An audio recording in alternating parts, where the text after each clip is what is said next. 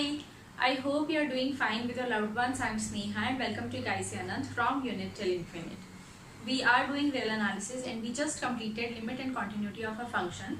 So for any previous video or for any previous playlist, you can always visit my channel's page और link होगा description box में, वहाँ जाकर के आप सारे वीडियोस देख सकते हो. सब मैंने टॉपिक वाइज सेग्रीगेट करके रखे हैं प्लेलिस्ट बना करके. And there is this problem solving session जहाँ मैंने हर एक टॉपिक से कुछ प्रॉब्लम्स, प्रीवियस ईयर क्वेश्चंस या कैसे भी problems related to that topic मैंने वहाँ डिस्कस किए हुए हैं. So you can always go back and check that. आज हम स्टार्ट करने वाले हैं differentiability. So let's get going.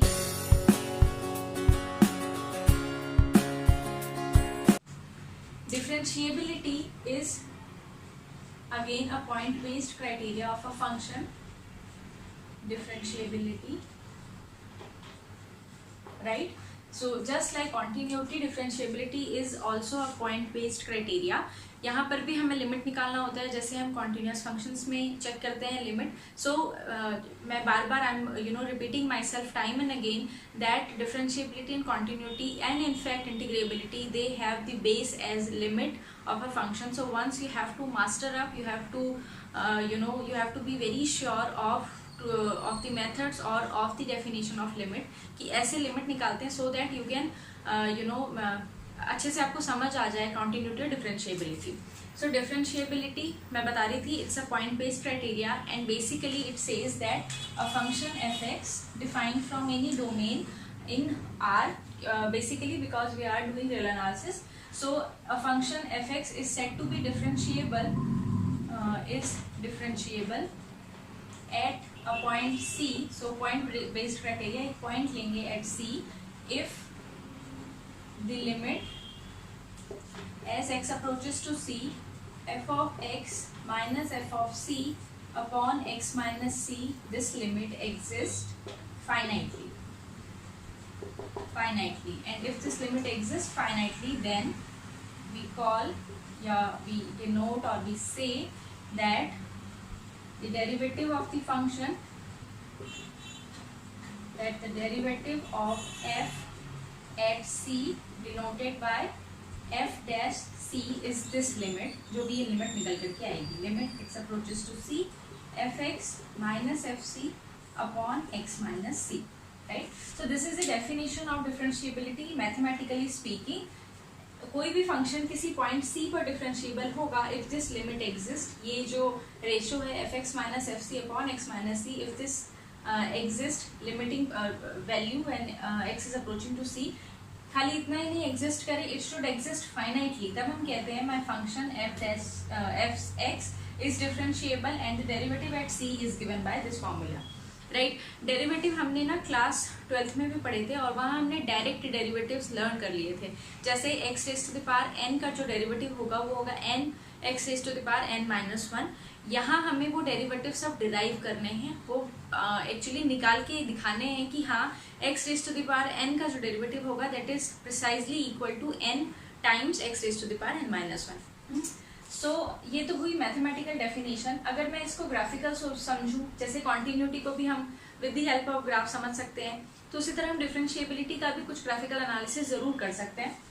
इस लिमिटिंग वैल्यू को देख करके तो पता चल रहा है कि हाँ we have to approach towards a point C from both the direction since we are in real. तो हमारे पास दो ही डायरेक्शन है, फ्रॉम पॉजिटिव और नेगेटिव. ये वाला जो रेशियो है F x minus F C upon x minus C, इसको देख करके आपको कुछ अंदाजा लगेगा स्लोप का, है ना. तो मैं एक डायग्राम बनाती हूँ जल्दी से. I am checking the differentiability. Basically I am graphical analysis करना चाह रही हूँ मैं किसका, इस पर्टिकुलर लिमिट का. So suppose my function f x is given to be something like this, है ना.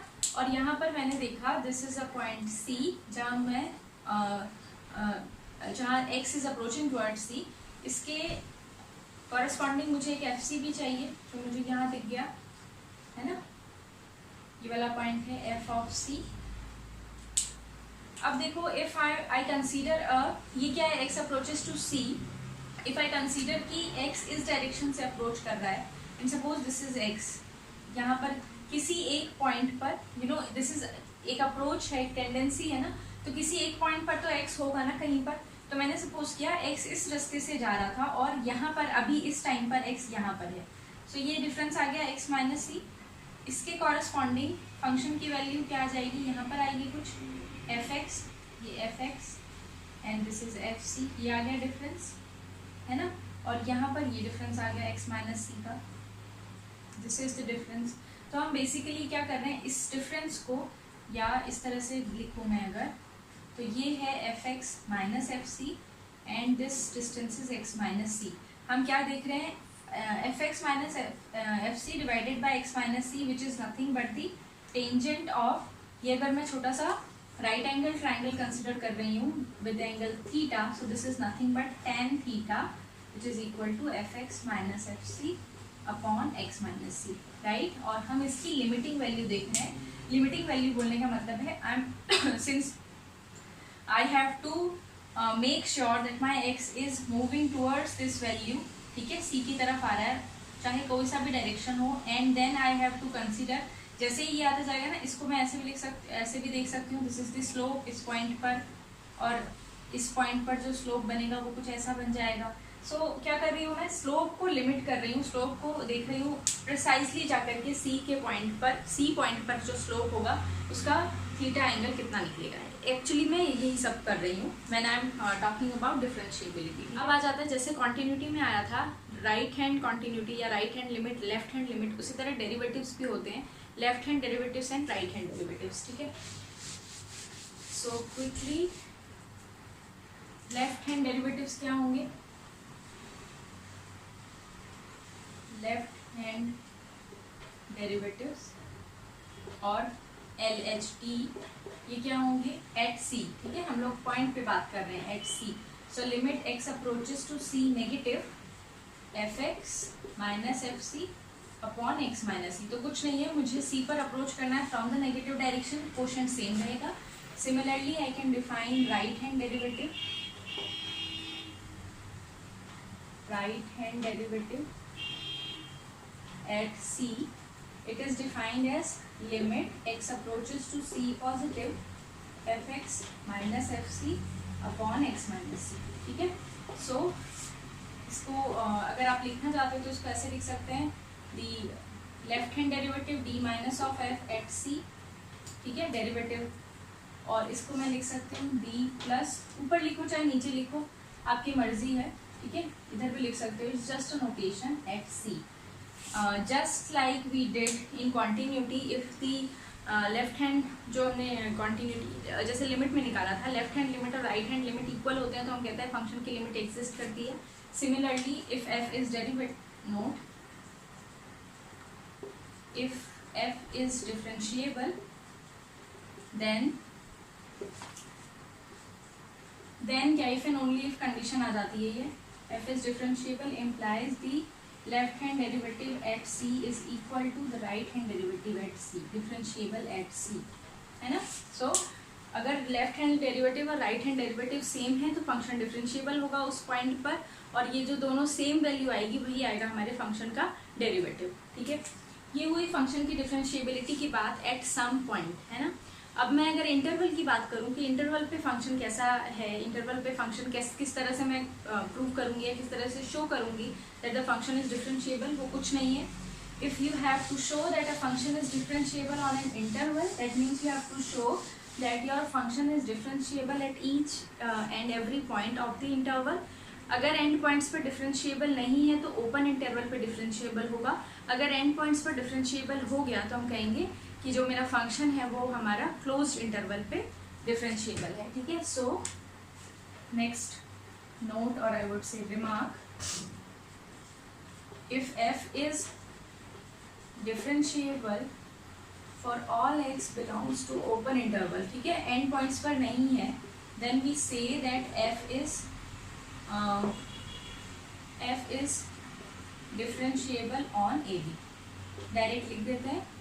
Second, if f is differentiable for all x belongs to the open interval AB and at the end points,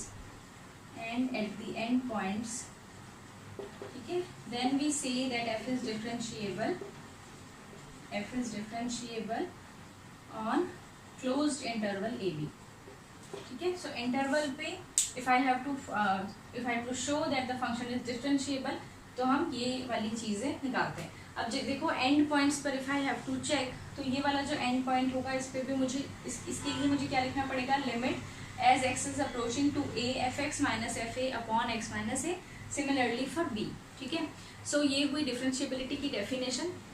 और right hand derivative और left hand derivative और interval पे differentiability हम कैसे find out कर सकते हैं. राइट, कुछ क्वेश्चंस करते हैं फटाफट. क्वेश्चन लिखा है मैंने, इसमें मुझे फाइंड आउट करना है whether my function is differentiable at zero. तो the derivative of the function exist at zero और नॉट. सो करना है that this limit X approaches to zero F x minus F zero upon x minus zero whether it exist और not. Now I know when x is not 0, the function is defined by this, but the value of the function at 0 is 0. So this becomes x square sin 1 by x minus 0 because f0 is 0 divided by x. This is x approaches to 0 x sin 1 by x. ये वाली जो limit है x sin 1 by एक x cancel हो गया. This limit हम लोगों ने जब लिमिट पढ़ा था तभी भी पढ़ा था शायद, अगर आपको याद हो तो. This limit is equal to 0 basically. एक वैल्यू आ गई इस लिमिट की, therefore I can say that the function is derivable at 0 and the value is 0. है ना, सीधे ऐसे लिख सकते हैं कि ये मेरा फंक्शन का जो डेरिवेटिव था वो ये आ गया और ये आ जाएगा कैसा, 0. किसी और पॉइंट पे भी आपको अगर चेक करना है तो आप चेक कर सकते हो. जैसे मैं आपको एक क्वेश्चन देती हूँ, check whether the function is derivable at say what 1 by pi by 2. उस पर चेक करके देखो. सो आप इस तरह से सेम प्रोसीजर अप्लाई करके और फाइंड आउट कर सकते हैं वेदर योर फंक्शन इज डेरिवेबल और नॉट. एक और क्वेश्चन करते हैं. क्वेश्चन है ये, मुझे ब्रांचिंग गिवन है फंक्शन की और 2 पर चेक करना है मुझे, जहाँ पर ब्रांचिंग हुई है वहीं पर चेक करना है मुझे दैट द फंक्शन इज डेरिवेबल और नॉट. ऐसा क्यों है, क्योंकि when the function is between 0 and 2, तो फंक्शन 2x माइनस 3 है विच आई नो दैट इज डेरिवेबल. अगर आपको नहीं है इतने पे भी यकीन कि नहीं मुझे तो प्रूव भी करना है, तो आप इस फंक्शन को लेकर के और कोई भी पॉइंट चूज करो between 0 and 2 and you can prove that this function is derivable. Similar approach you can apply on the interval 2 to 4.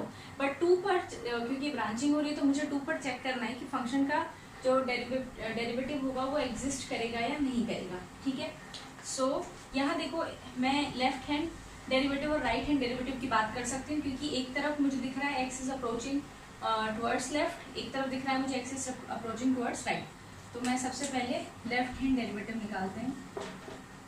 This is limit x approaches to 2 negative f x minus f two upon x minus 2. This value becomes approaches to 2 negative पे function है 2x minus 3 minus 2 पर function यहाँ पर defined है which is 1. So 1 upon x minus 2. This is limit x approaches to 2 minus 2x minus 4 upon x minus 2. You can easily take 2 common and this becomes, the limit becomes 2. So limit exists and it exists finitely. So LHD, the left hand derivative, it exists. ठीक है. Similarly, I can find out the, so remember that left hand derivative जो आया था वो आया था 2. ठीक है. Similarly, I can find out the right hand derivative. So the right hand derivative limit x approaches to 2 positive fx minus f2 upon x minus 2. Now in this case, when x is approaching towards 2 from the right, the function is x square minus 3. But the value of the function at 2 is still given by the previous formula, which is minus 1 upon x minus 2. This is limit x approaches to 2 positive x square minus 4 upon x minus 2. This becomes elementary operations या elementary formula. This becomes x plus 2 and is 4. So again the right hand derivative exists finitely. So right hand derivative भी है function का, but left hand derivative जो था that is equal to 2, which is not equal to the right hand derivative. Hence I can say that the function is not differentiable at 2. Right? सो अगर left hand derivative right hand derivative equal नहीं आएगा तो function differentiable नहीं होगा उस point पर, जैसा कि यहाँ पर आपने देखा कि दोनों अलग अलग आ रही है वैल्यूज, इसीलिए वो डेरिवेबल नहीं है उस पॉइंट पर। ठीक है, नेक्स्ट क्वेश्चन में निकालना है दैट एफ इज शो करना है दैट एफ इज डेरिवेबल और नॉट एट जीरो। ठीक है, सो अगेन यहाँ पर देखो इसमें ना ब्रांचिंग ऐसे नहीं दी हुई है, left hand side right hand side नहीं दी हुई है, आप डायरेक्ट निकाल सकते हो, but you have to remember that हमने जो बहुत स्टार्टिंग में जब फंक्शन शुरू किया था तो हमने कुछ फंक्शंस का चार्ट बनाया था ना कि ये फंक्शन है जिनका डोमेन रेंज और ग्राफ इस तरह का है। वहाँ देखो ये जो इन्वर्स फंक्शन था टैन इन्वर्स फंक्शन, इसमें आपने देखा था ये -π/2 और π/2 पर थोड़ा एबनॉर्मल बिहेव करता है, π/2 पर पॉजिटिव इन्फिनिटी पे चला जाता है, -π/2 पर नेगेटिव इन्फिनिटी पे चला जाता है। ठीक है, सो उसको देख करके मुझे लगा कि ठीक है मुझे एक बार ज़रा इसको चेक करना पड़ेगा, क्योंकि देखो ग्राफ अगर मैं हल्का सा एक बार ग्राफ बना दूँ ना, suppose this is -π/2 this is π/2, I know that ये जो ग्राफ है कुछ ऐसा है, जीरो के इस साइड ये पॉजिटिव है, जीरो के लेफ्ट साइड में नेगेटिव है। सो यहाँ से मुझे थोड़ा आइडिया मिलेगा कि हाँ मैं left hand derivative right hand derivative निकाल के देखूँ, मे बी प्रोबेबिलिटी है कि वो इक्वल नहीं आएंगे, क्योंकि टैन जो है वो जीरो के दोनों जो डायरेक्शन है उसमें ऑपोजिट बिहेव करता है। ठीक है, सो अब हम यहाँ लिखते हैं left hand derivative, so I have to find the limit as x approaches to 0 minus fx minus f0 upon x minus 0। This is limit x approaches to 0 minus x time tan inverse 1/x minus 0 upon x minus 0। This is limit x approaches to 0 minus tan inverse 1/x। Now as x is approaching to 0 from the negative direction, 1/x will approach to minus infinity and tan inverse of minus infinity is -π/2. So ये value आ गई। Similarly, the right hand derivative limit as x approaches to 0 positive fx minus f0 upon x minus 0. This is nothing but limit x approaches to 0 positive tan inverse 1/x है ना, similar रहेगा। f0 पे function जो है 0 defined है और ये same चीज़ आ जाएगी कुछ। Now as x is approaching towards 0 from the positive direction 1/x will approach to plus infinity and tan inverse plus infinity is π/2। So देखा यहाँ मुझे थोड़ा सा अंदाजा था कि कुछ गड़बड़ होगा और गड़बड़ हो गई। Right left hand derivative is -π/2, right hand derivative is π/2, they are not equal, hence the function is not differentiable at 0। So इतनी ईजीली हम डेरिवेटिव फंक्शंस का निकाल सकते हैं। जो फंक्शंस ऐसे होते हैं ना जिनका डेरिवेटिव मुझे ऑलरेडी मालूम है वो तो डायरेक्ट क्वेश्चंस होते हैं, बट हमें यहाँ रियल एनालिसिस में ऐसे ब्रांचिंग के क्वेश्चंस दिए हुए होते हैं और वहाँ हमसे पूछा जाता है कि फंक्शन डेरिवेबल है कि नहीं है। अब इसको देख के टेम्पटेशन तो ऐसी होगी कि हाँ इसको तो डिराइव करना है ना, कर लेंगे, बट हम भूल जाते हैं कि ये फंक्शन ब्रांच फंक्शन है, यहाँ नॉन जीरो पे डिफाइंड है, यहाँ जीरो पे डिफाइंड है, कहीं ना कहीं जीरो पे कुछ ना कुछ तो हो रहा होगा ना, तभी तो फंक्शन को इस तरह से रखा गया है और फिर पूछ रहे हैं डेरिवेबल है ना। तो जीरो पे इस तरह से हम लोग या किसी भी ब्रांच पॉइंट पर either you can directly apply the limiting value, जो भी लिमिट निकाल रहे हो आप, या फिर अगर आपको थोड़ा भी ऐसे ना इंट्यूशंस लग रहा है कि हो सकता है कुछ गड़बड़ हो, तो आप right hand derivative left hand derivative you can always find out. ठीक है, वो सबसे ज़्यादा बेस्ट मेथड है to find out the existence of the derivative of a function, right. इसके बाद हम कॉन्टिन्यूटी और डिफरेंशिएबिलिटी को कनेक्ट करने की कोशिश करते हैं, एंड द स्टेटमेंट जिससे ये कनेक्शन होता है वो ये होता है that a differentiable function differentiability at any point C implies the continuity there, continuity at that point। ठीक है, तो अगर कोई फंक्शन डेरिवेबल है एट C, उसको डेरिवेटिव हम निकाल सकते हैं। इसका मतलब उस फंक्शन का वो जो फंक्शन है उसका लिमिट एग्जिस्ट कर रहा है C पर, और that limit is equal to f of C, मानी कॉन्टिन्यूटी है वहाँ पर। ठीक है, सो डिफरेंशिएबिलिटी जो होती है वो कॉन्टिन्यूटी इम्प्लाई करती है, बट कॉन्टिन्यूटी जो है इसका जो क्या बोलूँ मैं, इनवर्स जो इम्प्लीकेशन है continuity, it does not imply differentiability. ठीक है, अगर कोई फंक्शन कॉन्टिन्यूस है दैट डज नॉट मीन वो फंक्शन डिफरेंशिएबल है, क्योंकि ये वाला क्वेश्चन या ये वाली चीज़ हम अपने मतलब हर दूसरे क्वेश्चन में आप समझ लो हम ये वाली चीज़ यूज़ करेंगे, जहाँ मुझे एक फंक्शन चाहिए होगा which is continuous but not differentiable, और वो फंक्शन अपने दिमाग में डाल लो, वो फंक्शन है mod X. Mod X is a function which is continuous on R, हर जगह कॉन्टीन्यूस है, but it is not continuous. The function is continuous but not differentiable at 0. ठीक है, तो ये फंक्शन 0 पर डिफरेंशिएबल नहीं था. इसी की हेल्प से मैं एक फंक्शन ऐसे बना लूँ ना, mod X minus A. So इसके लिए भी मैं सेम इम्प्लीकेशन कर सकती हूँ that the function is continuous but not differentiable at A, ये वाले ए पर. ठीक है, डिफरेंशिएबल यहाँ पर नहीं होगा. सो मॉड फंक्शन अगर आपको याद है एक वी शेप फंक्शन होता था, उसका जो वी का जो कॉर्नर जहाँ पर बनेगा फंक्शन वहाँ पर डिफरेंशिएबल नहीं होगा. क्यों नहीं होगा? क्योंकि उस वी के राइट साइड में फंक्शन इंक्रीजिंग होगा, इस डायरेक्शन में है ना, पॉजिटिव जा रहा होगा, इस साइड में कुछ और कर रहा होगा, तो मतलब अलग वैल्यू आएगी, एक में पॉजिटिव आएगी एक में नेगेटिव आएगी. इसमें भी देखो, if I am talking about the left hand derivative, तो मॉड एक्स 0 से लेफ्ट साइड से जा रहे हैं, 0 के लेफ्ट में पहुंच गया तो x नेगेटिव होगा, मॉड x की वैल्यू हो जाएगी माइनस एक्स.